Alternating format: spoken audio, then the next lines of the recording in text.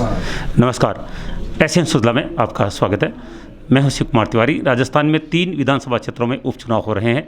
सुजानगढ़ विधानसभा क्षेत्र की जो सरगर्मियां हैं इस समय पूरे राजस्थान में काफ़ी चर्चित हो रही है, खासतौर से राजस्थान के शिक्षा मंत्री कांग्रेस के प्रदेशाध्यक्ष गोविंद सिंह डोटासरा के कुछ बयानों से, और बहुत सारे सवाल है जो आज मैं भारतीय जनता पार्टी के दिग्गज नेता और पूर्व चिकित्सा मंत्री और राजस्थान विधानसभा में प्रतिपक्ष नेता राजेंद्र सिंह जी राठौड़ से करने के लिए आए हूं। उन्होंने आज यहां पर एक प्रेस कॉन्फ्रेंस भी की है। आइए बातचीत करते हैं राजेंद्र सिंह जी राठौड़ से। सर, पहला सवाल मेरा यह है कि एक वीडियो वायरल हुआ है जिसमें गोविंद सिंह जी डोटासरा शिक्षा मंत्री है, वो शिक्षकों को धमका रहे हैं। आप क्या कहेंगे इस मामले में? शिक्षा मंत्री के पद पर बैठे हुए किसी व्यक्ति में ऐसा दम्भ और ऐसा अहंकार हो, इसकी कल्पना भी नहीं की जा सकती। अपने आप में अहंकार में डूबे शिक्षा मंत्री, जो खुद एक शिक्षक पिता के पुत्र हैं, उनके इस व्यवहार से मैं अचंभित भी हूं और मैं इस व्यवहार की निंदा करता हूं। सरकार में बैठे मंत्री के पास अगर उसी के महकमे के शिक्षक अगर अपना परिवार लेकर जाए, अपनी प्रार्थना लेकर जाएं, उनको धमकाना ये हमारे यहाँ की राजनीतिक संस्कृति नहीं रही।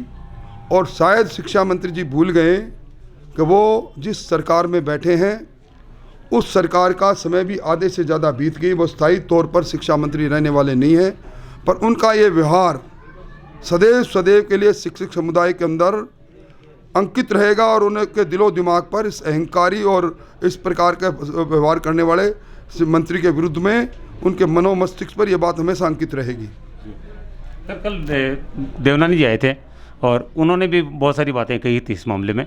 तो एक सबसे बड़ी चीज़ ये है कि आप लगातार इस क्षेत्र में बने हुए हैं स्टार प्रचारक के रूप में, जो कि कांग्रेस ने बड़े बड़े मंत्रियों को यहाँ पर मैदान में उतार रखा है।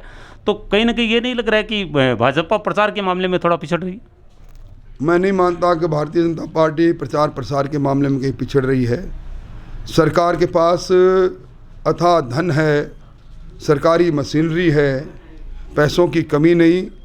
भारतीय जनता पार्टी अपने कार्यकर्ताओं से एकत्रित धनराशि पर सीमित संसाधनों से चुनाव लड़ रही है।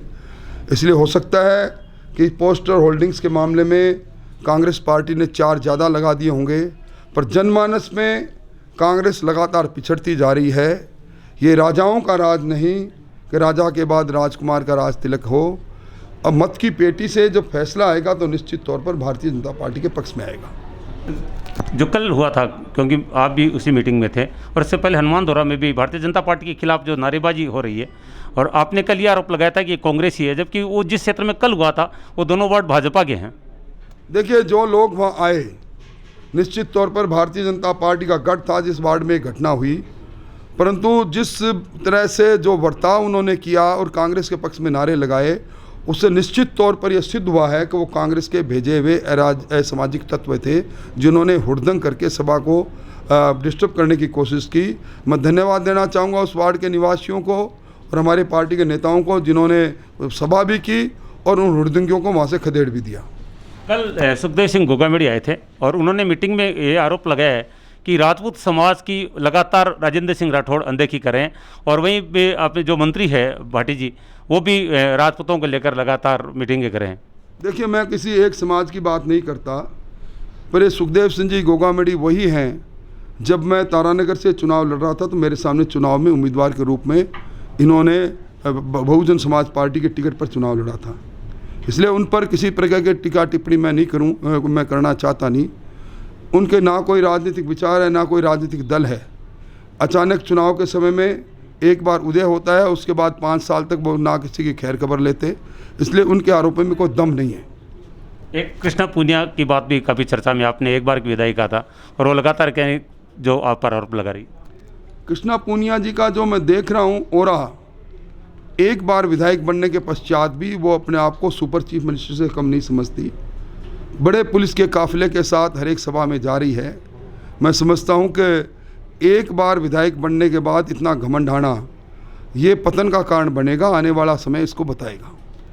आरएलपी का जो उम्मीदवार है और ख़ास तौर से जो हनुमान बेनीवाल है, आपको नहीं लग रहा है कि वो भारतीय जनता पार्टी के वोटों पर सेंध करें? यहाँ सीधी लड़ाई है। राजस्थान के अंदर राजनीति का ध्रुवीकरण काफ़ी समय पूर्व में हो चुका है भारतीय जनता पार्टी और कांग्रेस के अंदर, पूरे राजस्थान के अंदर सभी जगह पर। इसलिए आरएलपी का चुनाव लड़ने से यहाँ कोई फर्क नहीं पड़ेगा। धन्यवाद बातचीत के लिए। ये थे राजेंद्र सिंह जी राठौड़, जो कि लगातार सुजानगढ़ विधानसभा क्षेत्र में एक स्टार प्रचारक के रूप में कार्य कर रहे हैं, और कुछ सवाल जो राजनीतिक क्षेत्र में चर्चा में थे उन पर आज हमने राजेंद्र सिंह जी राठौड़ से यहाँ पर बातचीत की है। एशियन सुधा के लिए मैं शिव कुमार तिवारी, पेश होगी सुनील वैष्णव के साथ। आप सबका धन्यवाद, नमस्कार।